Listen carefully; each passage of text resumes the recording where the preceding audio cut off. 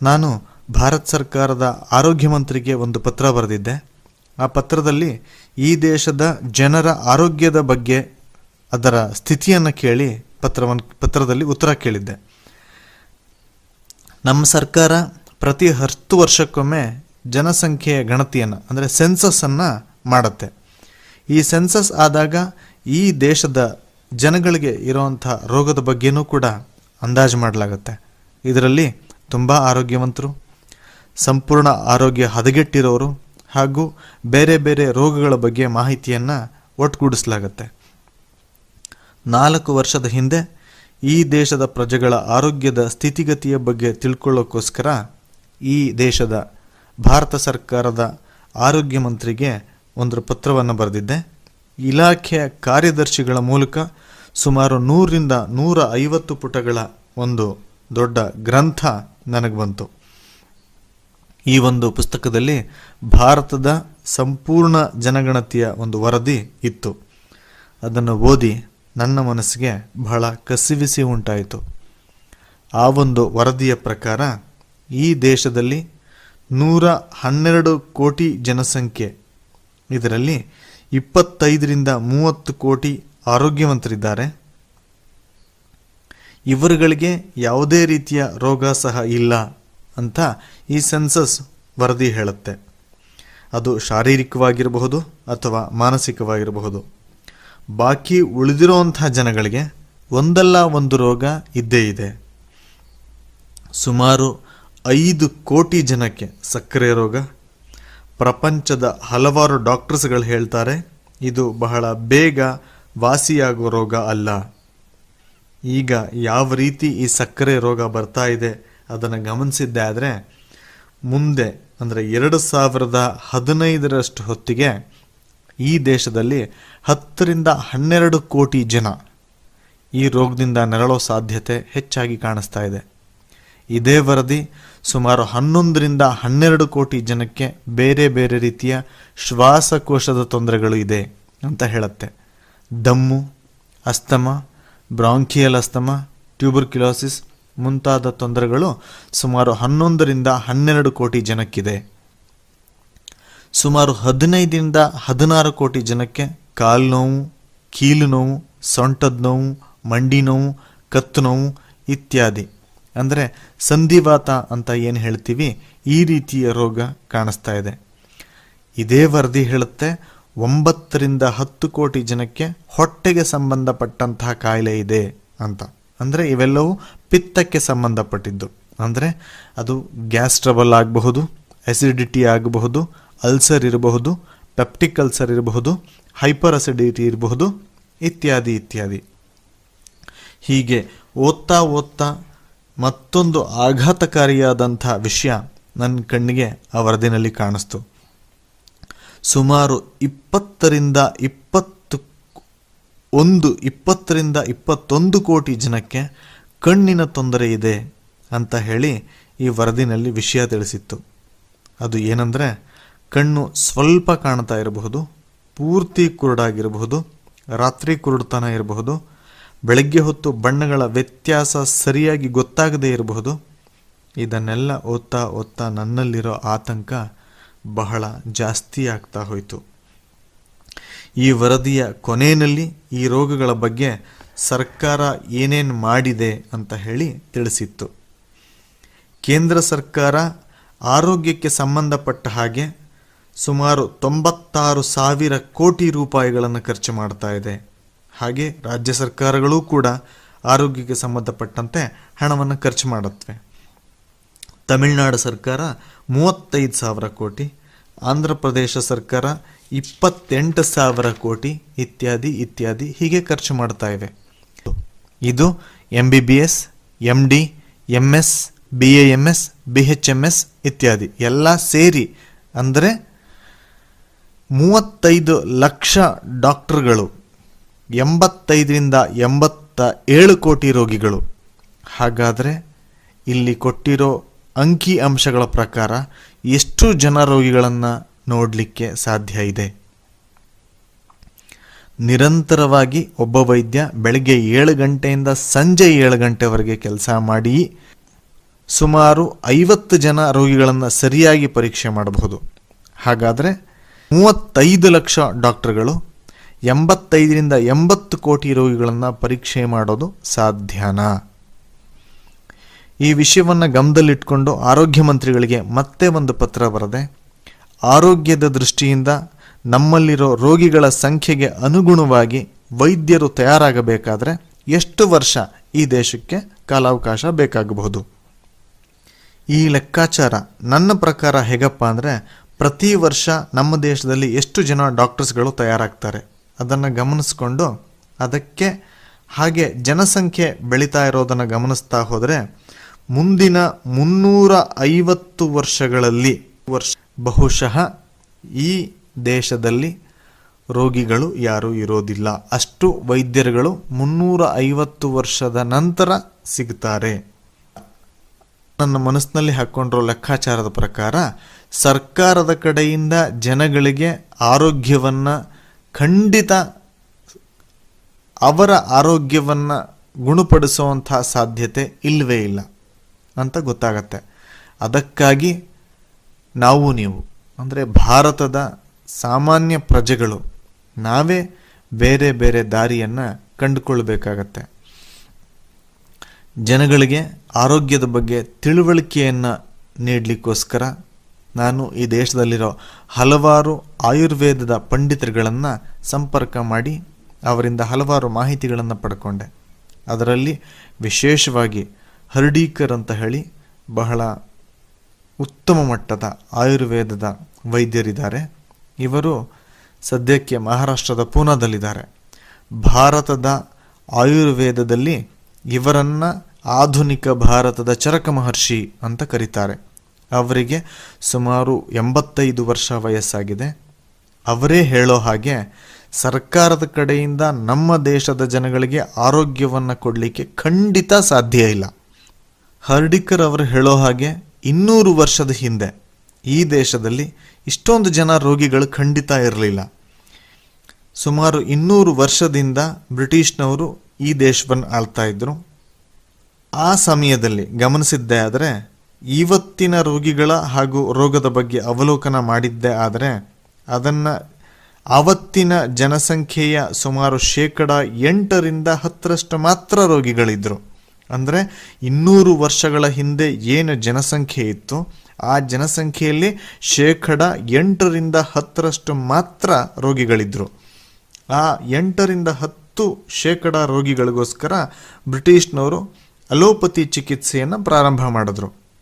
ಆದರೆ ಇವತ್ತು ರೋಗಿಗಳ ಸಂಖ್ಯೆ 70-80% ಹೀಗಾಗಿ ಈ ಚಿಕಿತ್ಸಾ ಪದ್ಧತಿಯಿಂದ ಅಂದರೆ ಅಲೋಪತಿ ಚಿಕಿತ್ಸಾ ಪದ್ಧತಿಯಿಂದ ಏನೂ ಪ್ರಯೋಜನ ಆಗ್ತಾ ಇಲ್ಲ. ಸ್ವಾತಂತ್ರ್ಯ ನಂತರ ಈ ದೇಶದ ಚಿಕಿತ್ಸಾ ಪದ್ಧತಿನಲ್ಲಿ ಏನೇನೆಲ್ಲ ಬದಲಾವಣೆಗಳಾಗ್ತಾ ಇವೆ ನೀವೇ ನೋಡ್ತಾ ಇದ್ದೀರಾ.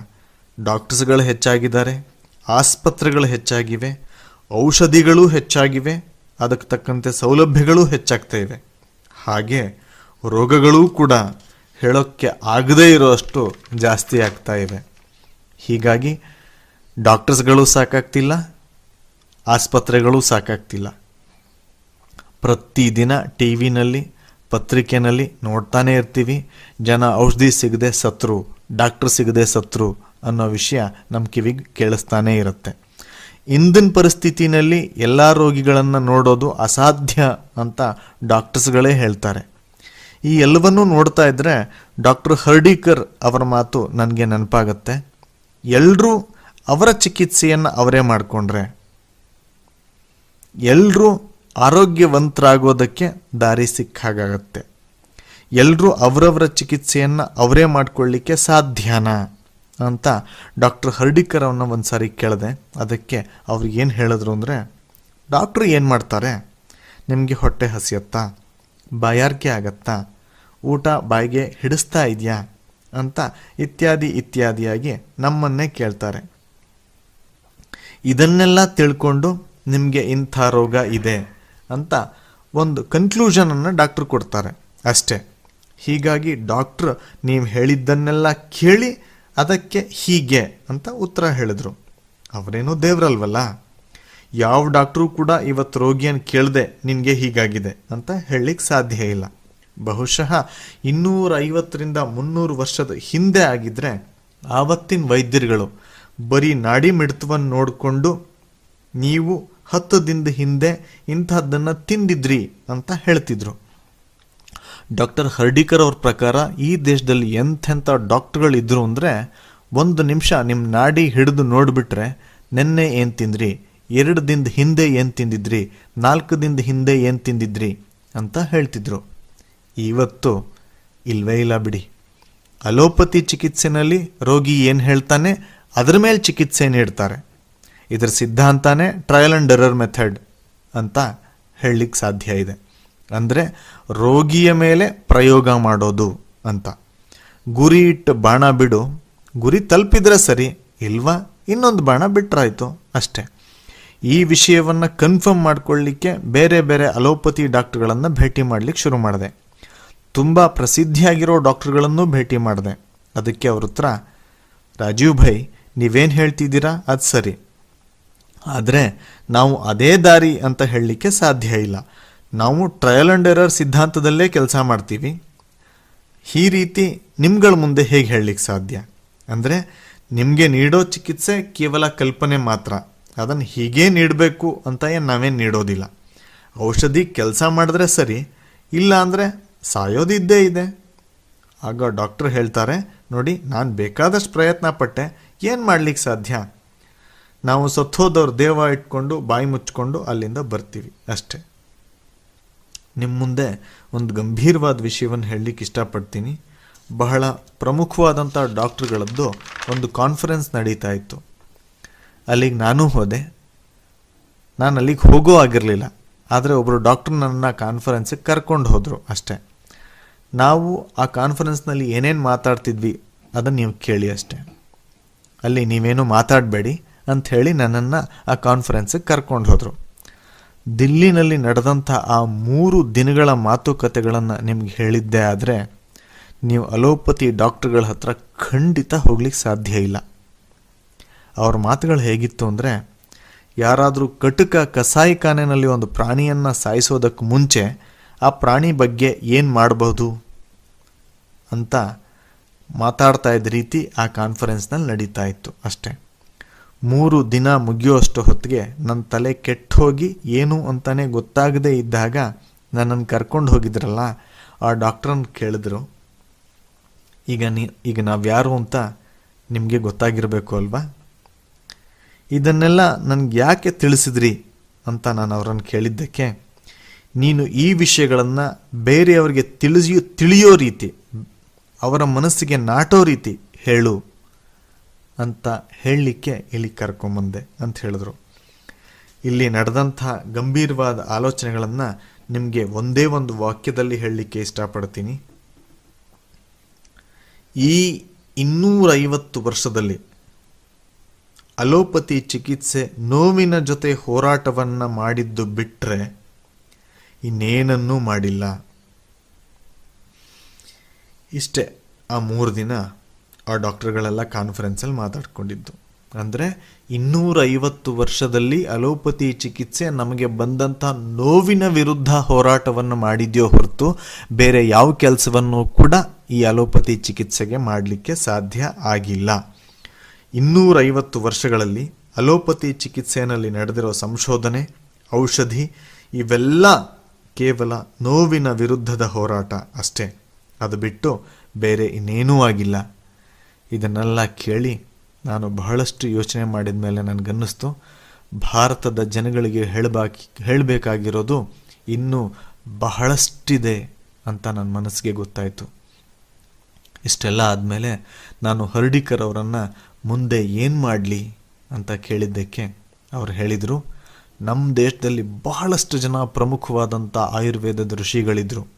ಅದು ಚರಕ ಋಷಿ ಆಗಬಹುದು, ಸುಶ್ರುತ ಋಷಿ ಆಗಬಹುದು, ವಾಗ್ಭಟ ಋಷಿ ಆಗಬಹುದು, ನಿಘಂಟು ಋಷಿ ಆಗಬಹುದು, ಪರಾಶರ ಮಹರ್ಷಿ ಆಗಬಹುದು.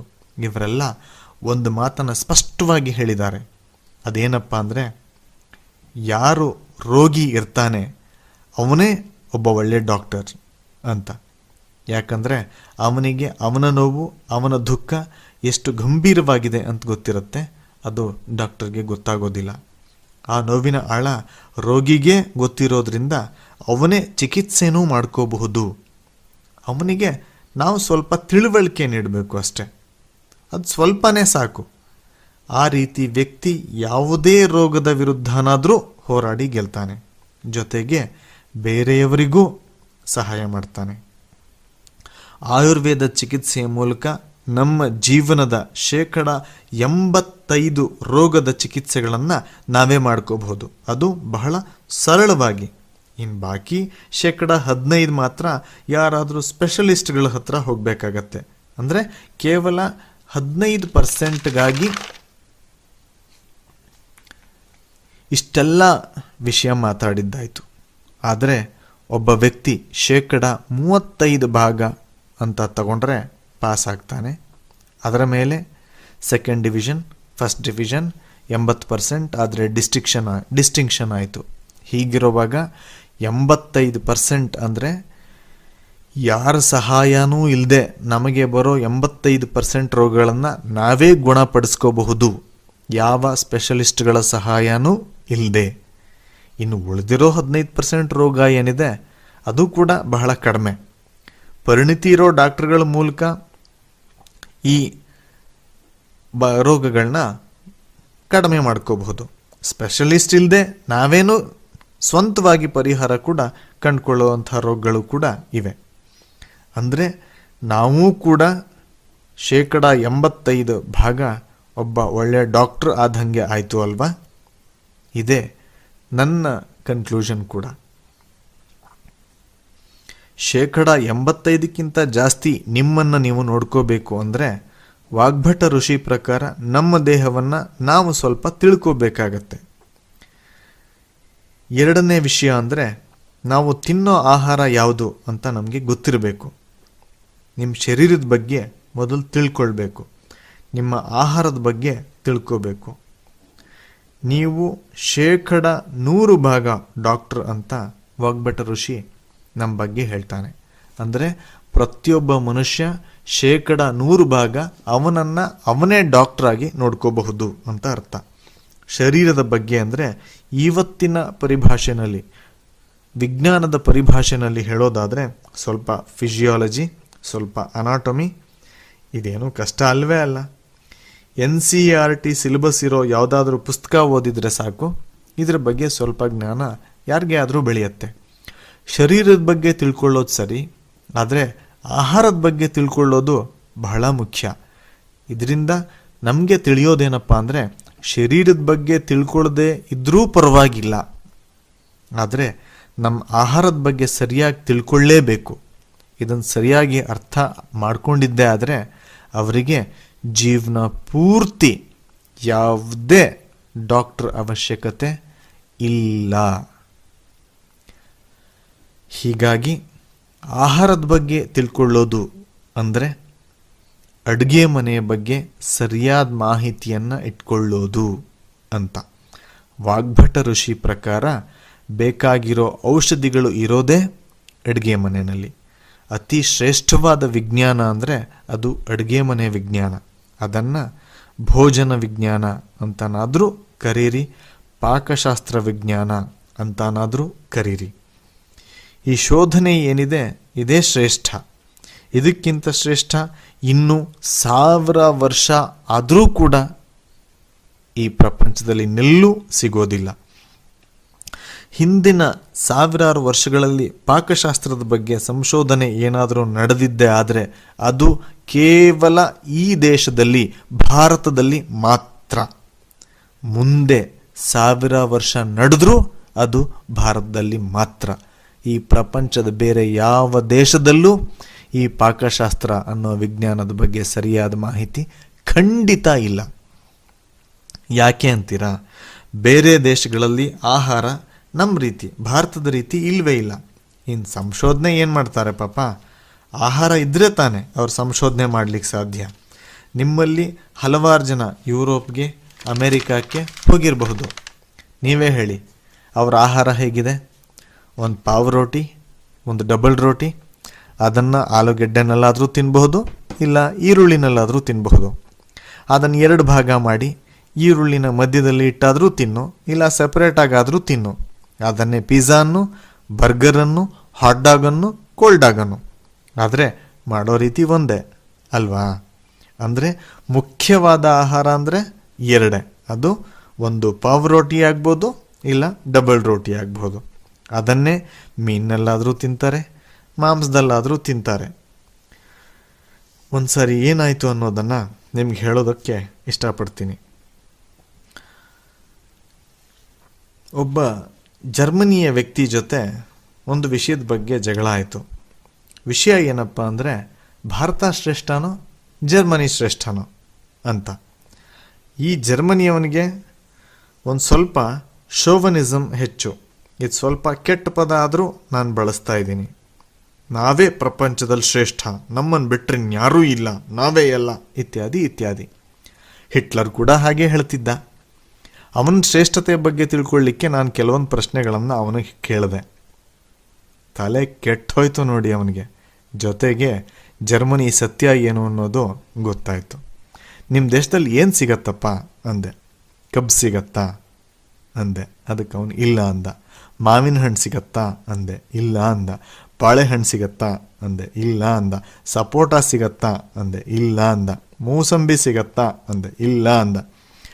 ಅವನಿಗೆ ತಡೆಯೋಕ್ಕಾಗದೆ ಕೊನೆಗೆ ಏನು ಹೇಳ್ದ ಅಂದರೆ, ನೋಡಿ ರಾಜೀವ್ ಭೈ, ನಮ್ಮ ದೇಶದಲ್ಲಿ ಯಾವುದೇ ಸಿಹಿ ಪದಾರ್ಥನೂ ಸಿಗೋದಿಲ್ಲ, ಅದನ್ನು ಬಿಟ್ಟು ಬೇರೆದೇನಾದರೂ ಇದ್ದರೆ ಕೇಳಿ ಅಂದ. ಸರಿ, ಅದನ್ನು ಬಿಡಿ, ಹಾಗಾದರೆ ಮೆಂತ್ಯ ಇದೆಯಾ ಅಂದೆ. ಇಲ್ಲ ಅಂದ. ಪಾಲಕ್ ಸೊಪ್ಪಿದೆಯಾ ಅಂದೆ. ಇಲ್ಲ ಅಂದ. ಕೊನೆಗೆ ಹೇಳ್ದ, ಹಸಿರು ಎಲೆ ಇರೋದು ನಮ್ಮ ದೇಶದಲ್ಲಿ ಸಿಗೋದಿಲ್ಲ ಅಂದ.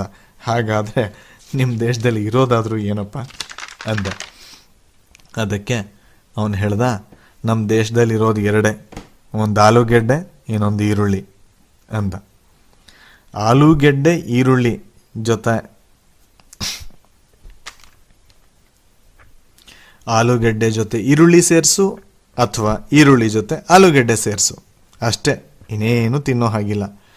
ಆಗ ಅವನಿಗೆ ಭಾರತದಲ್ಲಿ ಏನೇನಿದೆ ಅಂತ ಹೇಳಲಿಕ್ಕೆ ಶುರು ಮಾಡಿದೆ. ಸಿಹಿ ಪದಾರ್ಥ ಏನೇನಿದೆ, ಕಹಿ ಪದಾರ್ಥ ಏನೇನಿದೆ, ಖಾರದ ಪದಾರ್ಥ ಏನೇನಿದೆ, ಈ ಪದಾರ್ಥಗಳ ಬಗ್ಗೆ ಹೇಳ್ತಾ ಹೋದರೆ ಕೊನೆಗೆ ಆ ವ್ಯಕ್ತಿ ಹೇಳ್ದ, ನಿಮ್ಮ ದೇಶದಲ್ಲಿ ತಿನ್ನೋ ಆಹಾರದ ಪದಾರ್ಥದ ಬಗ್ಗೆನೇ ಒಂದು ಎನ್ಸೈಕ್ಲೋಪೀಡಿಯಾ ಬರಿಬೋದಲ್ಲ ಅಂತಂದ. ಈ ಪದಾರ್ಥ ಪ್ರತಿ ಹಳ್ಳಿನಲ್ಲೂ ಸಿಗತ್ತೆ ಅಂತ ಹೇಳಿದ ಕೂಡಲೇ ಅವನಿಗೆ ಬಹಳ ಆಶ್ಚರ್ಯ ಆಗೋಯ್ತು. 7,32,000 ಹಳ್ಳಿ ಇದೆ. ಈ ಪದಾರ್ಥ ಈ ದೇಶದ ಪ್ರತಿ ಹಳ್ಳಿನಲ್ಲೂ ಸಿಗತ್ತೆ ಅಂದೆ. ಉಪ್ಪನ್ನು ಬಿಟ್ಟು ಇನ್ಯಾವುದೇ ಪದಾರ್ಥಕ್ಕಾಗಿಯೂ ಹಳ್ಳಿಗಳು ಬೇರೆ ಹಳ್ಳಿಗಳನ್ನು ಈ ದೇಶದಲ್ಲಿ ಅವಲಂಬಿಸಿಲ್ಲ ಅಂದೆ. ಆವಾಗ ಅವನು ಹೇಳ್ದ, ನಿಜವಾಗ್ಲೂ ಇಂಡಿಯಾ ಇಸ್ ಗ್ರೇಟ್ ರಾಜೀವ್ ಭೈ ಅಂದ. ಇದೆಲ್ಲ ನಮ್ಮ ಮನಸ್ಸಿಗೆ ಹಿಡಿದಿದ್ದೆ ಆದರೆ ವಾಗ್ಭಟ್ ಋಷಿ ಹೇಳಿದ್ದು ಅರ್ಥ ಆಗತ್ತೆ. ವಾಗ್ಭಟ ಮಹರ್ಷಿಗಳ ಬಗ್ಗೆ ಒಂದೆರಡು ವಿಷಯವನ್ನು ಹೇಳಿ ಮುಖ್ಯವಾದ ವಿಷಯದ ಕಡೆ ಮಾತಾಡ್ಲಿಕ್ಕೆ ಬರ್ತೀನಿ. ವಾಗ್ಭಟ ಋಷಿ ಬಗ್ಗೆ ಹೇಳೋದಾದರೆ ಇವರು ಚರಕ ಮಹರ್ಷಿಗಿಂತನೂ ಶ್ರೇಷ್ಠ ಅಂತ ಹೇಳಬೇಕಾಗತ್ತೆ. ವಾಗ್ಭಟ ಋಷಿ ಚರಕ ಋಷಿಯ ಶಿಷ್ಯರಾಗಿದ್ದರು. ಚರಕ ಮಹರ್ಷಿಗಿಂತ 1.5 ಪಟ್ಟು ಹೆಚ್ಚು ಕೆಲಸ ವಾಗ್ಭಟ ಮಹರ್ಷಿ ಮಾಡಿದ್ದಾರೆ. ಚರಕ ಮಹರ್ಷಿ ಬರೆದಂಥ ಚರಕ ಸಂಹಿತೆ ಅನ್ನೋ ಪುಸ್ತಕದಲ್ಲಿ ಬರೆದ ಒಂದೊಂದು ವಿಷಯನೂ ಕೂಡ ಸತ್ಯ ಅನ್ನೋ ಕೆಲಸನ ವಾಗ್ಭಟ ಋಷಿ ಮಾಡಿದ್ದಾರೆ. ಹೇಗೆ ಅಂದರೆ, ಚರಕ ಋಷಿ ಏನಾದರೂ ವಿಷಯ ತಿಳಿಸಿದರೆ ಆ ವಿಷಯದ ಬಗ್ಗೆ ಪ್ರಾಕ್ಟಿಕಲ್ ಆಗಿ ಅಧ್ಯಯನ ಮಾಡಿ ಅದೇ ಸತ್ಯ ಅಂತ ಹೇಳಲಿಕ್ಕೆ 25-30 ವರ್ಷ ಆಯಿತು. ಆ ವಿಷಯವನ್ನು ಪ್ರಮಾಣೀಕರಿಸಿ ನೋಡೋವರೆಗೂ ಕೂಡ ಆ ವಿಷಯ ಹೇಳಲಿಕ್ಕೆ ಸರಿಯಲ್ಲ ಅಂತ ಅಂದ್ಕೊಂಡಿದ್ರು. ನಮ್ಮ ಆಯುರ್ವೇದ ತಜ್ಞರ ಪ್ರಕಾರ ಚರಕ ಮಹರ್ಷಿ ಬಹಳ ದೊಡ್ಡ ಪಂಡಿತರು. ಆದರೆ ವಾಗ್ಭಟ ಮಹರ್ಷಿ ಒಬ್ಬ ಸಾಧಾರಣ ವ್ಯಕ್ತಿಯ ಚಿಕಿತ್ಸಕರಾಗಿದ್ದರು. ಚರಕ ಮಹರ್ಷಿ ಯಾವ ವಿಷಯವನ್ನು ಬಹಳ ತಜ್ಞರ ರೀತಿಯಲ್ಲಿ ಹೇಳಿದ್ರೋ ಅದನ್ನೇ ವಾಗ್ಭಟ ಮಹರ್ಷಿ ಸಾಮಾನ್ಯ ಜನಕ್ಕೆ ಅರ್ಥ ಆಗೋ ರೀತಿ, ಅಂದರೆ ನಮಗೆ ನಿಮಗೆ ಅರ್ಥ ಆಗೋ ರೀತಿಯಲ್ಲಿ ಅದನ್ನು ತುಂಬ ಸರಳವಾಗಿ ಎಲ್ರಿಗೂ ತಿಳಿಸಿದರು. ವಾಗ್ಭಟ ಋಷಿಯ ಅಷ್ಟಾಂಗ ಹೃದಯ ಮತ್ತು ಅಷ್ಟಾಂಗ ಸಂಗ್ರಹ ಅನ್ನೋ ಪುಸ್ತಕಗಳನ್ನು ಓದಿದ ಮೇಲೆ ನನಗನ್ನಿಸ್ತು, ಚರಕ ಋಷಿ, ಸುಶ್ರುತ ಋಷಿ, ನಿಘಂಟು ಋಷಿ ಎಲ್ಲರ ವಿಷಯನ್ನ ತಿಳ್ಕೊಂಡ ಹಾಗಾಯಿತು. ವಾಗ್ಭಟ ಋಷಿ ಹೇಳ್ತಾರೆ, ನಾನು ಬರೆದಿರೋ ಅಷ್ಟಾಂಗ ಹೃದಯ ಮತ್ತು ಅಷ್ಟಾಂಗ ಸಂಗ್ರಹ ಇವೆರಡು ಸಾಮಾನ್ಯ ಮನುಷ್ಯರಿಗೆ, ಇದನ್ನು ಓದಿ ಅವನೂ ಕೂಡ ಆರಾಮವಾಗಿ ಅವನ ಜೀವನವನ್ನು ನಡೆಸಬಹುದು. ಇದೇ ರೀತಿ ಅವರು 125 ವರ್ಷ ಬದುಕಿದ್ರು. ಅವರ ಶಿಷ್ಯರು ಹೇಳಿರೋ ಪ್ರಕಾರ ಅವರ ಮೃತ್ಯುವನ್ನು ಅವರೇ ತಾವೇ ಧಾರಣೆ ಮಾಡಿದ್ರು. ಅಂದರೆ ಇಚ್ಛಾಮರಣಿಗಳು ಅಂತ ಕರಿತೀವಿ ಇಂಥವ್ರನ್ನ. ವಾಗ್ಭಟ ಋಷಿ ಅವರ ಜೀವನದಲ್ಲಿ ಬರೆದಿದ್ದು 2 ಪುಸ್ತಕ, ಇನ್ಯಾವುದೂ ಇಲ್ಲ. ಈ 2 ಪುಸ್ತಕದಿಂದ ಒಟ್ಟು 7,000 ಸೂತ್ರಗಳನ್ನು ಬರೆದಿದ್ದಾರೆ.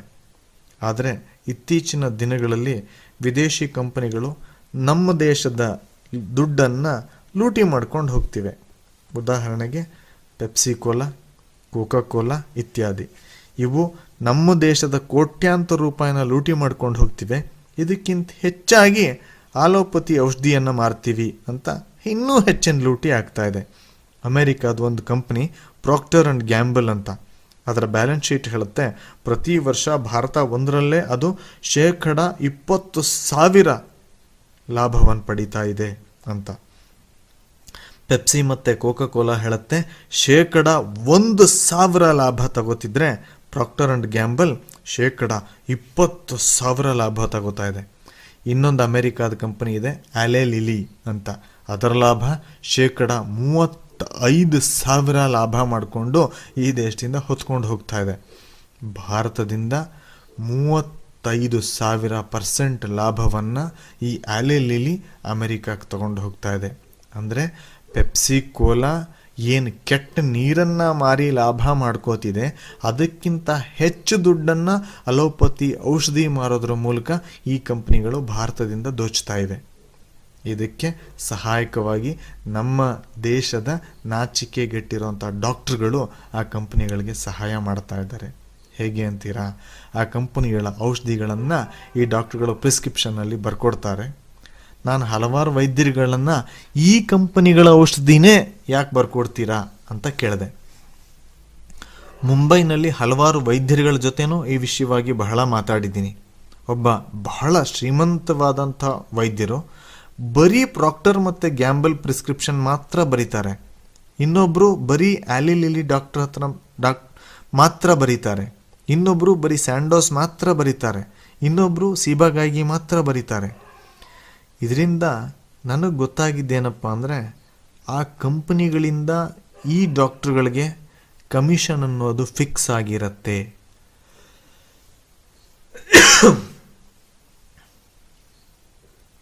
ಈ ಕೆಟ್ಟ ಪದ ಬಳಸ್ತಾ ಇರೋದಕ್ಕೆ ದಯವಿಟ್ಟು ನನ್ನನ್ನು ನೀವೆಲ್ಲ ಕ್ಷಮಿಸಿ.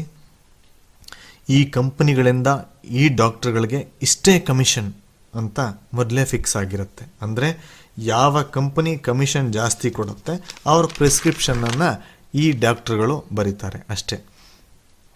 ನಿಮ್ಮ ಆರೋಗ್ಯದ ಬಗ್ಗೆ ಈ ಡಾಕ್ಟ್ರುಗಳಿಗೆ ಒಂದು ಚೂರು ಯೋಚನೆ ಇಲ್ಲ. ಅವರಿಗೆ ಯೋಚನೆ ಇರೋದು ಅವರ ಕಮಿಷನ್ ಬಗ್ಗೆ ಮಾತ್ರ. ಈ ಕಮಿಷನ್ ಆಸೆಗೆ ಈ ಡಾಕ್ಟ್ರುಗಳು ನಿಮಗೆ ಬೇಡದೇ ಇರೋಂಥ ಎಕ್ಕುಟ್ಟೋಗಿರೋಂಥ ಔಷಧಿಗಳನ್ನು ಪ್ರಿಸ್ಕ್ರೈಬ್ ಮಾಡಿ ಮಾಡಿ ಮಾಡಿ ಕೊಡ್ತಾರೆ. ಯಾವುದಾದ್ರೂ ಡಾಕ್ಟ್ರ್ ಹತ್ರ ಏನಾದರೂ ಹೇಳ್ಕೊಂಡು ಹೋದರೆ 20 ಮಾತ್ರೆ ಪ್ರಿಸ್ಕ್ರೈಬ್ ಮಾಡ್ತಾನೆ. ಬೆಳಗ್ಗೆ 4, ಮಧ್ಯಾಹ್ನ 4, ಸಂಜೆ 4, ರಾತ್ರಿ 4. ಒಳ್ಳೆ ತರಕಾರಿ ತಿಂದಾಗಿ ಈ ಮಾತ್ರೆಗಳನ್ನು ತಿಂತೀವಿ. ಕೆಲವೊಂದು ದಿನ ತರಕಾರಿ ಸೊಪ್ಪು ಏನೂ ಬೇಡ, ಈ ಮಾತ್ರೆಗಳನ್ನೇ ತಿಂದು ತಿಂದು ತಿಂದು ಎಕ್ಕುಟ್ಟು ಹೋಗಿರ್ತೀವಿ. ಅಂದರೆ ವಿಟಮಿನ್ ಬಿಗೊಂದು ಮಾತ್ರೆ, ವಿಟಮಿನ್ ಸಿಗೊಂದು ಮಾತ್ರೆ, ವಿಟಮಿನ್ ಎಗೊಂದು ಮಾತ್ರೆ, ಮಾತ್ರೆ ಜೊತೆಗೆ ಇಂಜೆಕ್ಷನ್ನು ತಗೋ. ಅಂದರೆ ಪ್ರಕೃತಿ ನಮಗೆ ಕೊಟ್ಟಿರೋದಕ್ಕಿಂತ ಹೆಚ್ಚಾಗಿ ಈ ಮಾತ್ರೆಗಳನ್ನು ನುಂಗಿ ಇಂಜೆಕ್ಷನ್ ತಗೊಳ್ಳಿ. ಅಂದರೆ ಆ ಕಂಪನಿಗೆ ವ್ಯಾಪಾರ ಆಗಲಿ, ಅದರಿಂದ ಇವ್ರಿಗೆ ಕಮಿಷನ್ ಕೂಡ ಜಾಸ್ತಿ ಬರಲಿ. ಈಗ ಈ ರೀತಿ ವ್ಯವಸ್ಥೆ ಇಡೀ ದೇಶದಲ್ಲಿ ಹರಡಿದೆ. ಒಂದು ಕಡೆ ಜಾಸ್ತಿ, ಒಂದು ಕಡೆ ಒಂದು ಸ್ವಲ್ಪ ಕಡಿಮೆ ಅಷ್ಟೆ. ನನ್ನ ವಿನಮ್ರವಾದ ವಿನಂತಿ, ಕೈ ಮುಗಿದು ನಿಮ್ಮಲ್ಲೆಲ್ಲ ಕೇಳ್ಕೊತೀನಿ, ಏನಂದರೆ ಯಾರನ್ನು ನೀವು ದೇವರು ಅಂತ ತಿಳ್ಕೊಂಡು ಹೋಗ್ತಿರೋ, ಯಾರಿಗೆ ಫೀಸನ್ನು ಕೊಡ್ತಿರೋ ಆ ವ್ಯಕ್ತಿ ನಿಮಗೆ ಕೊಡೋ ಔಷಧಿ ಕಮಿಷನ್ನ ರೂಪದಲ್ಲಿರುತ್ತೆ. ಕಮಿಷನ್ ಜಾಸ್ತಿ ಇದ್ದರೆ ಬರೀತಾರೆ, ಇಲ್ಲ ಅಂದರೆ ಇಲ್ಲ. ಭಾರತ ಸರ್ಕಾರ ಅಂತೂ ಈ ಕಮಿಷನ್ ವ್ಯಾಪಾರ ನಿಲ್ಲಿಸಲಿಕ್ಕೆ ಸಂಪೂರ್ಣ ಫೇಲ್ ಆಗಿದೆ. ಮೆಡಿಕಲ್ ಕಮಿಷನ್ ಆಫ್ ಇಂಡಿಯಾ ಹತ್ರ ಈ ಕಮಿಷನ್ ಮೇಲೆ ನಿರ್ಬಂಧ ಹೇರಲಿಕ್ಕೆ ಯಾವ ನಿಯಮ, ಕಾನೂನು, ಕಟ್ಲೆ ಏನೂ ಇಲ್ಲ. ಡಾಕ್ಟರ್ ಆಗಿ ಹೊರಗಡೆ ಬರಬೇಕಾದ್ರೆ ಏನು ಪ್ರತಿಜ್ಞೆ ಮಾಡಿ ಹೊರಗಡೆ ಬರ್ತಾರೋ ಅದಕ್ಕೆ ವಿರುದ್ಧವಾದ ಕೆಲಸಗಳನ್ನು ಈ ಡಾಕ್ಟರ್ಗಳು ಶುರು ಮಾಡ್ತಾರೆ. ಪ್ರತಿಜ್ಞೆ ತಗೋಬೇಕಾದ್ರೆ ತುಂಬ ದೊಡ್ಡ ದೊಡ್ಡ ಮಾತನ್ನೆಲ್ಲ ಆಡ್ತಾರೆ, ಆದರೆ ಜೀವನ ಸಂಪೂರ್ಣ ಉಲ್ಟಾ. ಅದಕ್ಕೆ ನನಗನ್ಸಿತ್ತು, ವಾಗ್ಭಟ ಋಷಿ ಏನು ಹೇಳ್ತಾರೆ, 85% ರೋಗಗಳೇನಿವೆ ಅದಕ್ಕೆ ನಾವೇ ಚಿಕಿತ್ಸೆ ಕೊಟ್ಕೋಬಹುದು, ಉಳಿದಿರೋ 15% ರೋಗಿಗಳಿಗೆ ತಜ್ಞರ ಅವಶ್ಯಕತೆ ಇದೆ. ಹೀಗಾಗಿ 85% ಏನಿದೆ ಅದನ್ನು ಮೊದಲು ತಿಳ್ಕೊಳ್ಳೋಣ ಅಲ್ವಾ. ಈ ನಿಟ್ಟಿನಲ್ಲಿ ವಾಗ್ಭಟ ಮಹರ್ಷಿದು 7,000 ಸೂತ್ರ ಇದೆ. ಈ 7,000 ಸೂತ್ರದ ಬಗ್ಗೆ ಪ್ರತಿದಿನ 3 ಗಂಟೆ ಮಾತಾಡ್ತೀನಿ ಅಂದರೆ ನನಗೆ 1 ರಿಂದ 1.5 ತಿಂಗಳ ಸಮಯ ಬೇಕಾಗತ್ತೆ. ಅಷ್ಟೆಲ್ಲ ಸಮಯ ನನ್ನ ಹತ್ರನೂ ಇಲ್ಲ, ನಿಮ್ಮ ಹತ್ರನೂ ಇಲ್ಲ. ಅದಕ್ಕೆ ಆ 7,000 ಸೂತ್ರದಲ್ಲಿ ಕೆಲವು ಬಹಳ ಮುಖ್ಯವಾಗಿರೋ ಸೂತ್ರದ ಬಗ್ಗೆ ಮಾತ್ರ ಮಾತಾಡ್ತೀನಿ.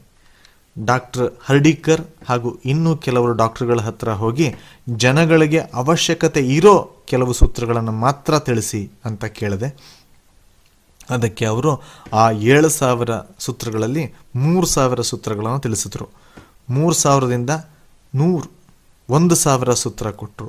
1,000ದಿಂದ 500 ಸೂತ್ರ ಆಯಿತು. 500 ಸೂತ್ರದಿಂದ 50 ಸೂತ್ರಗಳನ್ನು ನಾನು ಆಯ್ಕೊಂಡಿದ್ದೀನಿ. ಅಕಸ್ಮಾತ್ 50 ಹೇಳಲಿಕ್ಕೆ ಆಗದೇ ಇದ್ದರೆ ಕೊನೆಯಲ್ಲಿರೋ 15 ಹೇಳಲೇಬೇಕಾಗತ್ತೆ ಅಂತ ಹೇಳಿದರು. 50ಕ್ಕಂತೂ ಈ 5-6 ದಿನದಲ್ಲಿ ನಿಮಗೆ ಹೇಳ್ತೀನಿ. ಈ 50 ಸೂತ್ರಗಳಲ್ಲಿ 15 ಬಹಳ ಮುಖ್ಯವಾಗಲಿದ್ದು, ಆದರೆ ಬಹಳ ಡೀಟೇಲ್ ಆಗಿ ನಿಮ್ಮ ಮುಂದೆ ಇರೋವಂಥ ಸುಮಾರು 1 ವಾರ ಸಮಯದಲ್ಲಿ ಈ 50 ಸೂತ್ರಗಳ ಬಗ್ಗೆ ಸಂಪೂರ್ಣ ಮಾಹಿತಿಯನ್ನು ನಿಮಗೆ ಪ್ರತಿದಿನ ನಾನು ಕೊಡ್ತಾ ಹೋಗ್ತೀನಿ. ಇವಾಗ ಮೊದಲನೇ ಸೂತ್ರದ ಬಗ್ಗೆ ಹೇಳ್ತೀನಿ. ನಿಮಗೆ ಅವಶ್ಯ ಅಂತ ಅನಿಸಿದರೆ ಈ ಸೂತ್ರಗಳನ್ನ ಎಲ್ಲಾದರೂ ಒಂದು ಕಡೆ ಬರ್ಕೊಳ್ತಾ ಹೋಗಿ. ಯಾವಾಗಲಾದರೂ ಯಾರಿಗಾದರೂ ಈ ಸೂತ್ರಗಳು ಬೇಕಾಗಬಹುದು. ಮೊದಲನೇದಾಗಿ, ನೀವೇನಾದರೂ ಅಡುಗೆ ಮಾಡೋ ಪದಾರ್ಥಕ್ಕೆ ಗಾಳಿ ಮತ್ತು ಸೂರ್ಯನ ಬೆಳಕು ಅಗತ್ಯವಾಗಿ ಸ್ಪರ್ಶ ಆಗಬೇಕು. ಅಕಸ್ಮಾತ್ ಆ ಅಡುಗೆ ಮಾಡೋ ಪದಾರ್ಥಕ್ಕೆ ಸೂರ್ಯ ಅಥವಾ ಗಾಳಿಯ ಸ್ಪರ್ಶ ಆಗ್ತಾ ಇಲ್ಲ ಅಂದರೆ ಆ ಆಹಾರವನ್ನು ದಯವಿಟ್ಟು ಉಪಯೋಗಿಸ್ಬೇಡಿ. ಇದು ಆಹಾರ ಆಗೋದಿಲ್ಲ, ನಿಮಗೆಲ್ಲರಿಗೂ ಅಂದರೆ ಇದನ್ನು ತಿನ್ನೋರಿಗೆ ವಿಷ ಆಗತ್ತೆ. ಪ್ರಪಂಚದಲ್ಲಿ 2 ರೀತಿ ವಿಷ ಇದೆ. ಒಂದು ತಾತ್ಕಾಲಿಕವಾಗಿ ವಿಷದ ಪರಿಣಾಮ ಬೀರುತ್ತೆ, ಇನ್ನೊಂದು ಅದೇ ರೀತಿ ನಿಧಾನವಾಗಿ ವಿಷದ ಪರಿಣಾಮವನ್ನು ಬೀರುತ್ತೆ. ತಾತ್ಕಾಲಿಕವಾದ ವಿಷ ಅಂತಂದರೆ ನಾಲ್ಗೆ ಮೇಲೆ ಒಂದು ತೊಟ್ಟು ಹಾಕಿ ಅದರ ಕೆಲಸ ಮುಗೀತು, ಅಂದರೆ ಆ ವ್ಯಕ್ತಿ ಸತ್ತಾಗ್ಲೆಕ್ಕ. ನಿಧಾನವಾದ ವಿಷ ಅಂದರೆ 2 ವರ್ಷ, 5 ವರ್ಷ, 10 ವರ್ಷ, 15 ವರ್ಷದಲ್ಲಿ ಪರಿಣಾಮ ಬೀರುತ್ತೆ, ಆಮೇಲೆ ಸಾಯುವಂಥ ಪರಿಸ್ಥಿತಿ. ಹೀಗಾಗಿ ಯಾವ ಆಹಾರ ತಯಾರಾಗುವಾಗ ಸೂರ್ಯನ ಕಿರಣ ಅಥವಾ ಗಾಳಿ ಸೋಕೋದಿಲ್ವೋ ಅದನ್ನು ಖಂಡಿತ ತಿನ್ನಬೇಡಿ, ಯಾಕಂದರೆ ಅದು ವಿಷಕ್ಕೆ ಸಮಾನ. ವಾಗ್ಭಟ ಮಹರ್ಷಿ ಪ್ರಕಾರ ಪ್ರೆಷರ್ ಕುಕ್ಕರ್ನಲ್ಲಿ ದಯವಿಟ್ಟು ಅಡುಗೆಯನ್ನು ಮಾಡಬೇಡಿ. ಯಾಕಂದರೆ ಈ ಪ್ರೆಷರ್ ಕುಕ್ಕರ್ನಲ್ಲಿ ಅಡುಗೆ ಮಾಡಬೇಕಾದ್ರೆ ಆ ಆಹಾರ ಪದಾರ್ಥಕ್ಕೆ ಸೂರ್ಯನ ಕಿರಣ ಆಗಲಿ ಗಾಳಿ ಆಗಲಿ ಸ್ಪರ್ಶ ಆಗೋದಿಲ್ಲ. ಪ್ರೆಷರ್ ಕುಕ್ಕರ್ನಲ್ಲಿರೋ ಗಾಳಿ ಹೊರಗಡೆ ಬರ್ಬೋದೋ ಹೊರತು ಹೊರಗಡೆ ಇರೋವಂಥ ಗಾಳಿ ಪ್ರೆಷರ್ ಕುಕ್ಕರ್ ಒಳಗಡೆ ಹೋಗಲಿಕ್ಕೆ ಎಲ್ಲೂ ದಾರಿ ಇಲ್ಲ. ವಾಗ್ಭಟ ಮಹರ್ಷಿಗೆ 3,500 ವರ್ಷದ ಹಿಂದೆನೇ ಬಹುಶಃ ಗೊತ್ತಾಗಿತ್ತು ಅನ್ಸತ್ತೆ, ಈ ಮನುಷ್ಯ ಮುಂದೆ ತನ್ನ ಜೀವನದಲ್ಲಿ ಹೀಗೆಲ್ಲ ಏನಾದರೂ ಒಂದು ಪದಾರ್ಥನ ಹುಟ್ಟಾಕಬಹುದು ಅಂತ. CDRI ಅಂದರೆ ಸೆಂಟ್ರಲ್ ಡ್ರಗ್ಸ್ ರಿಸರ್ಚ್ ಇನ್ಸ್ಟಿಟ್ಯೂಟ್ ಪ್ರಕಾರ, ಅಲ್ಲಿನ 2 ವಿಜ್ಞಾನಿಗಳ ಪ್ರಕಾರ ವಾಗ್ಭಟ ಮಹರ್ಷಿ ಏನು ಹೇಳ್ತಾರೆ ಅದು 100% 100% ಸರಿ. ಹಾಗಾದರೆ ಈ ವಿಷಯನ ಟಿವಿನಲ್ಲಿ ಹೇಳಿಬಿಡಿ ಅಂದೆ. ಅದಕ್ಕೆ ಪ್ರೆಷರ್ ಕುಕ್ಕರ್ ಕಂಪ್ನಿಗಳು ನಮ್ಮ ಕತ್ತರಿಸಾಕ್ತವೆ ಅಷ್ಟೇ ಅಂತಂದರು. ಅವರ ರಿಸರ್ಚ್ ಏನು ಹೇಳುತ್ತೆ ಅಂದರೆ, ಈ ಪ್ರೆಷರ್ ಕುಕ್ಕರ್ಗಳು 99% ಅಲ್ಯೂಮಿನಿಯಂನಿಂದ ತಯಾರು ಮಾಡಿರುವಂಥ ಪದಾರ್ಥಗಳು. ರಿಸರ್ಚ್ ಪ್ರಕಾರ ಆಹಾರ ತಯಾರು ಮಾಡಲಿಕ್ಕೆ ಅಥವಾ ಇಡಲಿಕ್ಕೆ, ಅಂದರೆ ತಯಾರು ಮಾಡಿದಂಥ ಆಹಾರವನ್ನು ಇಟ್ಕೊಳ್ಳಿಕ್ಕೆ ಈ ಅಲ್ಯೂಮಿನಿಯಂಗಿಂತ ಅತಿ ಕೆಟ್ಟ ಪದಾರ್ಥ ಇನ್ನೊಂದಿಲ್ಲ. ಎಲ್ಲಕ್ಕಿಂತ ಕೆಟ್ಟ ಪದಾರ್ಥ ಈ ಅಲ್ಯೂಮಿನಿಯಂ.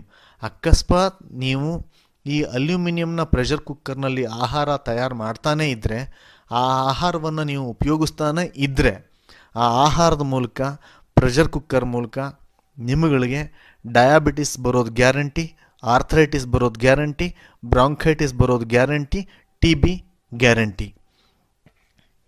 ಈ ಆಹಾರ ಉಪಯೋಗಿಸೋದ್ರಿಂದ ಎಷ್ಟು ರೋಗಗಳನ್ನು ನೀವು ಪತ್ತೆ ಹಚ್ಚಿದ್ದೀರಾ ಅಂತ ಕೇಳಿದೆ.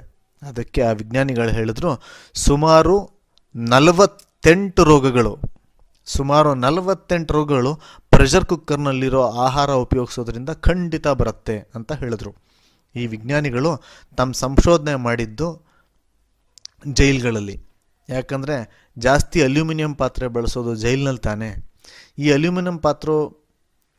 ಅಲ್ಯೂಮಿನಿಯಂ ಪಾತ್ರೆ ಬಳಸೋ ಖೈದಿಗಳ ಆಯಸ್ಸು ಕಡಿಮೆ ಆಗತ್ತೆ, ಹಾಗೆ ಅವರ ಜೀವನದಲ್ಲಿ ಶಕ್ತಿನೂ ಕಡಿಮೆ ಆಗತ್ತೆ. ರೋಗ ನಿರೋಧಕ ಶಕ್ತಿ ಕಡಿಮೆ ಆಗಿ ರೋಗಗಳು ಬಹಳ ಬೇಗ ಬಂದುಬಿಡುತ್ತವೆ. ಈ ಅಲ್ಯೂಮಿನಿಯಂ ಬಂದಿದ್ದಾದರೂ ಯಾವಾಗ? ಯಾಕಂದರೆ ಇದೇನು ಬಹಳ ಪುರಾತನವಾದ ವಸ್ತು ಅಲ್ಲ ಈ ದೇಶಕ್ಕೆ. ಸುಮಾರು 100ರಿಂದ 150 ವರ್ಷದ ಹಿಂದೆ ಚಾಲ್ತಿಗೆ ಬಂದಿದ್ದು ಅಂತ ಗೊತ್ತಾಗತ್ತೆ. 100ರಿಂದ 150 ವರ್ಷ ಹಿಂದೆ ಅಂದರೆ ಆವಾಗ ಈ ದೇಶದಲ್ಲಿ ಬ್ರಿಟಿಷ್ ಸರ್ಕಾರ ಇತ್ತು. ಈ ಬ್ರಿಟಿಷ್ ವಿಜ್ಞಾನಿಗಳು ಈ ಅಲ್ಯೂಮಿನಿಯಮನ್ನು ಭಾರತದಲ್ಲಿ ಯಾಕೆ ಇಂಟ್ರೊಡ್ಯೂಸ್ ಮಾಡಿದರು? ಬ್ರಿಟಿಷ್ ಸರ್ಕಾರ ತನ್ನ ನೋಟಿಫಿಕೇಷನಲ್ಲಿ ಅಲ್ಯೂಮಿನಿಯಂ ಪಾತ್ರೆಗಳನ್ನೆಲ್ಲ ಜೈಲಿನಲ್ಲಿರೋ ಖೈದಿಗಳಿಗಾಗಿ ಉಪಯೋಗಿಸ್ಬೇಕು ಅಂಥೇಳಿ ಒಂದು ನೋಟಿಫಿಕೇಷನನ್ನು ಜಾರಿ ಮಾಡುತ್ತೆ. ಕೇಳಿದ್ರೆ ಆಶ್ಚರ್ಯ ಆಗತ್ತಲ್ವ? ಜೈಲಿನಲ್ಲಿರೋ ಖೈದಿಗಳಿಗೆ ಅಲ್ಯೂಮಿನಿಯಂ ತಟ್ಟೆಯಲ್ಲಿ ಊಟ ಕೊಡ್ತಿದ್ರು. ಯಾಕಂದರೆ ಅವರೆಲ್ಲ ಭಾರತೀಯ ಕ್ರಾಂತಿಕಾರಿಗಳಾಗಿದ್ದರು. ಇವರ ಉದ್ದೇಶ ಬ್ರಿಟಿಷರನ್ನ ಈ ದೇಶದಿಂದ ಹೊಡೆದು ಓಡಿಸ್ಬೇಕು. ಅವನು ಭಗತ್ ಸಿಂಗ್ ಆಗಿರಬಹುದು, ಉಧಮ್ ಸಿಂಗ್ ಆಗಿರಬಹುದು, ಅಶ್ಫಾಕುಲ್ಲಾ ಖಾನ್ ಆಗಿರ್ಬೋದು, ಚಂದ್ರಶೇಖರ್ ಆಜಾದ್ ಆಗಿರ್ಬೋದು ಇತ್ಯಾದಿ. ಇವರೆಲ್ಲ ಜೈಲಿನಲ್ಲೇ ಇರ್ತಿದ್ರು. ಇವರಿಗೆಲ್ಲ ಅಲ್ಯೂಮಿನಿಯಂ ತಟ್ಟೆನಲ್ಲಿ ಊಟ ಕೊಡಬೇಕು, ಯಾಕಂದರೆ ಇವರು ಸಾಯಬೇಕು ಅಂತ. ಬ್ರಿಟಿಷ್ ಸರ್ಕಾರ ಬಹಳ ಯೋಚನೆ ಮಾಡಿ ಅಲ್ಯೂಮಿನಿಯಂ ಪಾತ್ರೆಗಳನ್ನು ಬಳಸಲಿಕ್ಕೆ ಶುರು ಮಾಡಿತು ಜೈಲಿನಲ್ಲಿ. ಪರಿಣಾಮ ಇವತ್ತು ಬ್ರಿಟಿಷ್ನವ್ರು ಇಲ್ಲದೆ ಇರಬಹುದು, ಆದರೆ ಆ ನಿಯಮ, ಆ ಕಾನೂನು ಇನ್ನೂ ಜಾರಿಯಲ್ಲಿದೆ ಈ ದೇಶದಲ್ಲಿ. ಇವತ್ತಿಗೆ ಜೈಲಿನಲ್ಲಿ ಅಲ್ಯೂಮಿನಿಯಂ ಪಾತ್ರೆನೇ ಬಳಸೋದು. ಬ್ರಿಟಿಷರು ಹೋದರೂ ಕೂಡ ಇನ್ನೂ ಆ ಕೆಲಸ ಈ ದೇಶದಲ್ಲಿ ನಡೀತಾನೇ ಇದೆ. ತೊಂದರೆ ಏನಪ್ಪ ಆಗಿದ್ದು ಅಂದರೆ, ಜೈಲಿನಲ್ಲಿದ್ದ ಅಲ್ಯೂಮಿನಿಯಂ ಈಗ ನಮ್ಮನೆ ಅಡುಗೆ ಮನೆಗೂ ಬಂದುಬಿಟ್ಟಿದೆ. ಅದರಲ್ಲೂ ಪಾಪ ಈ ದೇಶದ ಬಡವರ ಮನೆಯಲ್ಲಿ ತುಂಬ ಜಾಸ್ತಿ. ಬಡವರ ಮನೆಯ ಎಲ್ಲ ಆಹಾರ ಪದಾರ್ಥಗಳು ತಯಾರಾಗೋದು ಈ ಅಲ್ಯೂಮಿನಿಯಂ ಪಾತ್ರೆನಲ್ಲೇ. ಅದಕ್ಕೆ ಇವರು ಅವ್ರಿಗೆ ಗೊತ್ತೋ ಗೊತ್ತಿಲ್ಲದೇನೋ TB ಮತ್ತು ಅಸ್ತಮಾದಂಥ ರೋಗಗಳಿಗೆ ತುತ್ತಾಗಿರ್ತಾರೆ. ವಾಗ್ಭಟ ಮಹರ್ಷಿ ಸೂರ್ಯನ ಪ್ರಕಾಶ ಮತ್ತು ಗಾಳಿ ಸೋಕದೇ ಇರುವಂಥ ಆಹಾರವನ್ನು ತಿನ್ನಬೇಡಿ ಅಂತ ಹೇಳಿದರು. ವೈಜ್ಞಾನಿಕವಾಗಿ ಇವತ್ತು ಹೇಳೋದಾದರೆ ಪ್ರೆಷರ್ ಕುಕ್ಕರ್ ಅಂತೂ ಖಂಡಿತ ಬೇಡ. ಯಾಕೆ ಅಂತಂದರೆ ಅದು ವಿಷ. ಮನೆಯಲ್ಲಿ ಇನ್ನೂ ಒಂದು ಪದಾರ್ಥ ಇದೆ, ರೆಫ್ರಿಜರೇಟರ್ ಅಂತ ಹೇಳ್ತೀರ. ಈ ಮೆಷಿನ್ ಕೂಡ ಸೂರ್ಯನ ಪ್ರಕಾಶ ಹೋಗಲ್ಲ ಮತ್ತು ಗಾಳಿ ಹೋಗಲ್ಲ. ಮನೆಯಲ್ಲಿ ಇದೇ ರೀತಿ ಇನ್ನೂ ಒಂದು ಪದಾರ್ಥ ಇದೆ, ಮೈಕ್ರೋವೇವ್ ಓವನ್. ಇದನ್ನು ನೋಡ್ತಿದ್ರೆ ಏನನ್ಸುತ್ತೆ ಅಂದರೆ, ಟೆಕ್ನಾಲಜಿ ಅಂತ ತಿಳ್ಕೊಂಡು ನಾವೇನು ಸುಮಾರು 10ರಿಂದ 15 ವರ್ಷದಿಂದ ಉಪಯೋಗಿಸ್ತಾ ಇದ್ದೀವಿ, ಅದು ವಾಗ್ಭಟ ಮಹರ್ಷಿ ಪ್ರಕಾರ ಅದರಲ್ಲಿ ತಯಾರಾಗೋ ಆಹಾರ ವಿಷ. ಅಕಸ್ಮಾತ್ ನೀವೇನಾದರೂ ಅದರ ಆಹಾರನ ತಿನ್ನಬೇಕು ಅಂದರೆ ಪ್ರೆಷರ್ ಕುಕ್ಕರ್ ಬಿಡೋಕ್ಕಾಗಲ್ಲ, ಅಂದರೆ ರೆಫ್ರಿಜರೇಟರ್ ಬಿಡೋಕ್ಕಾಗಲ್ಲ, ಅಂದರೆ ಮೈಕ್ರೋವೇವನ್ ಬಿಡೋಕ್ಕಾಗಲ್ಲ. ಅಂದರೆ ಇದನ್ನೆಲ್ಲ ಯಾಕೆ ಬಿಡೋಕ್ಕಾಗಲ್ಲ ಅಂತಂದರೆ ಇದರಿಂದ ಸಮಯ ಉಳಿಯತ್ತೆ ಅಂತ ಬಹಳಷ್ಟು ಹೆಂಗಸರು ಹೇಳ್ತಾರೆ. ಸಮಯ ಉಳಿದಿದ್ದೇ ಆದರೂ ಆ ಉಳಿದಿರೋ ಸಮಯದಲ್ಲಿ ನೀವೇನು ಮಾಡ್ತೀರಾ? ಬಹಳಷ್ಟು ಹೆಂಗಸರು TV ನೋಡ್ತಾರೆ. ಈ ಕಡೆ ಪ್ರೆಷರ್ ಕುಕ್ಕರ್ನಲ್ಲಿ ಅಡುಗೆ ಮಾಡೋದ್ರಿಂದ ಸಮಯ ಉಳೀತು, ಉಳಿದಿರೋ ಸಮಯ TV ನೋಡೋದಕ್ಕೆ ಹೋಯಿತು. ಇದರ ಫಲಿತಾಂಶ ಏನು? ನೀವು ಪ್ರತಿದಿನ ಉಳಿಸೋ ಅರ್ಧದಿಂದ 1 ಗಂಟೆ ಸಮಯ ಮುಂದಿನ ದಿನಗಳಲ್ಲಿ ಗಂಟೆಗಟ್ಟಲೆ ಸಮಯ ಆಸ್ಪತ್ರೆಯಲ್ಲಿ ಹಾಳು ಮಾಡಬೇಕಾಗತ್ತೆ. ಆಗ ದಿನ 1ರಿಂದ 2 ಗಂಟೆ ಸಮಯ ಉಳಿಸಿದ್ರಿ, ವರ್ಷಕ್ಕೆ 500ರಿಂದ 600 ಗಂಟೆ ಉಳಿತು. ಆದರೆ ಆಸ್ಪತ್ರೆಯಲ್ಲಿ 3-4 ತಿಂಗಳು ಕಳೆದ್ರೆ ಫಲಿತಾಂಶ ಅಲ್ಲೇ ಇದೆ. ಅದಕ್ಕೆ ಹೇಳಿದ್ದು, ಸೂರ್ಯನ ಪ್ರಕಾಶ ಬೀಳದೇ ಇರೋ, ಗಾಳಿ ಸೋಕದೇ ಇರೋ, ಈ ರೀತಿ ಅಡುಗೆ ಮಾಡಿರೋ ಊಟ ಖಂಡಿತ ಮಾಡಬೇಡಿ. ವಾಗ್ಭಟ ಮಹರ್ಷಿ ಹೇಳಿದ್ದು ಆವತ್ತು. ಅವ್ರು ಹೇಳಿಬಿಟ್ಟು ಹೊರಟು ಹೋದರು. ಅದು ಯಾಕೆ ಅಂತ ನಾವು ಇವತ್ತು ತಿಳ್ಕೋಬೇಕಾಗತ್ತೆ. ಮಾಡ್ರನ್ ಸೈನ್ಸ್ ಪ್ರಕಾರ, ಅಂದರೆ ಇವತ್ತಿನ ಟೆಕ್ನಾಲಜಿ ಪ್ರಕಾರ ಹೇಳೋದಾದರೆ, ಪ್ರೆಷರ್ ಕುಕ್ಕರ್ನಲ್ಲಿ ಆಹಾರವನ್ನು ಬೇಗ ತಯಾರು ಮಾಡಬಹುದು. ಆಹಾರ ಬೇಗ ತಯಾರು ಮಾಡೋದಕ್ಕೆ ಈ ಪ್ರೆಷರ್ ಕುಕ್ಕರ್ ಏನು ಮಾಡುತ್ತೆ ಅಂತ ಹೇಳಿದ್ರೆ, ಅದರೊಳಗೆ ಇಟ್ಟಿರೋ ಪದಾರ್ಥದ ಮೇಲೆ ಹೆಚ್ಚಿನ ಒತ್ತಡನ ಈ ಪ್ರೆಷರ್ ಕುಕ್ಕರ್ ಒಳಗಡೆ ಹಾಕತ್ತೆ. ಹೀಗಾಗಿ ಒತ್ತಡ ಜಾಸ್ತಿ ಮಾಡೋವಂಥ ಟೆಕ್ನಾಲಜಿನೇ ಈ ಪ್ರೆಷರ್ ಕುಕ್ಕರ್. ಪದಾರ್ಥನೆಲ್ಲ ಕುಕ್ಕರ್ ಒಳಗಡೆ ಹಾಕಿದ್ರಿ, ಅದಕ್ಕೆ ನೀರು ಹಾಕಿದ್ರಿ, ಮೇಲ್ಗಡೆ ಪ್ರೆಷರ್ ಕುಕ್ಕರ್ ಮೇಲ್ಗಡೆ ವಿಜಿಲ್ ಮೇಲೆ ವೆಯ್ಟ್ ಇಟ್ರಿ. ಈ ವಿಜಿಲ್ ಇದೆಯಲ್ಲ, ಇದೇ ಎಲ್ಲನೂ ಹಾಳು ಮಾಡೋದು. ಒಳಗಡೆ ನೀರು ಕಾಯ್ತಾ ಕಾಯ್ತಾ ವೇಪರೈಸೇಷನ್, ಬಾಷ್ಪೀಕರಣ ಶುರುವಾಗತ್ತೆ. ಈ ಬಾಷ್ಪ ಒಳಗಡೆ ಪ್ರೆಷರ್ ಕುಕ್ಕರ್ನ ಒಳಗಡೆ ಒತ್ತಡನ ಜಾಸ್ತಿ ಮಾಡ್ತಾ ಹೋಗುತ್ತೆ. ಈ ಒತ್ತಡ ಒಳಗಡೆ ಇರೋ ಪದಾರ್ಥದ ಮೇಲೆ, ಅಂದರೆ ಅಕ್ಕಿ, ಬೇಳೆ, ತರಕಾರಿ, ಇದರ ಮೇಲೆ ಬೀಳತ್ತೆ. ಬೇಳೆಗೆ ಕುಕ್ಕರ್ ಕೆಳಗಡೆ ಬಿಸಿ, ಮೇಲಿಂದ ಒತ್ತಡ, ಎರಡೂ ಕಡೆ ಕೆಲಸ ನಡೆಯೋದ್ರಿಂದ ಬೇಳೆ ಒಡೆದು ಹೋಗುತ್ತೆ. ಅಂದರೆ ಇಲ್ಲಿ ಬೇಳೆ ಬೇಯೋದಿಲ್ಲ, ಇಲ್ಲಿ ನಡೆಯೋ ಒತ್ತಡದಿಂದ ಬೇಳೆ ಒಡೆದು ಹೋಗುತ್ತೆ ಅಲ್ವಾ. ಬೇಯೋದೇ ಬೇರೆ, ಒಡೆದು ಹೋಗೋದೇ ಬೇರೆ. 5 ನಿಮಿಷ ಆದಮೇಲೆ ನಮಗನ್ಸತ್ತೆ ಬೇಳೆ ಬೆಂದಿದೆ ಅಂತ. ಆದರೆ ಆ ಬೇಳೆ ಬೆಂದಿಲ್ಲ, ಆ ಬೇಳೆ ಒಡೆದು ಹೋಗಿದೆ. ಕೆಳಗಡೆಯಿಂದ ಶಾಖ, ಮೇಲ್ಗಡೆಯಿಂದ ಒತ್ತಡ, ಈ ಎರಡೂ ಹೆಚ್ಚಾಗೋದ್ರಿಂದ ಆ ಒಳಗಡೆ ಇದ್ದಂಥ ಪದಾರ್ಥ ಒಡೆದು ಹೋಗಿದೆ ಅಷ್ಟೆ. ನಿಮಗನ್ಸತ್ತೆ ಬೆಂದಿರೋ ಆಹಾರ ತಿಂದಾಯಿತು ಅಂತ, ಆದರೆ ಖಂಡಿತ ನೀವು ಬೆಂದಿರೋ ಆಹಾರ ತಿಂದಿಲ್ಲ. ಹಾಗಾದರೆ ಬೆಂದಿರೋ ಬೇಳೆಗೂ ಇಲ್ಲಿ ಒಡೆದಿರೋ ಬೇಳೆಗೂ ವ್ಯತ್ಯಾಸ ಏನು? ಆಯುರ್ವೇದದ ಪ್ರಕಾರ ಹೇಳೋದಾದರೆ, ಯಾವುದೇ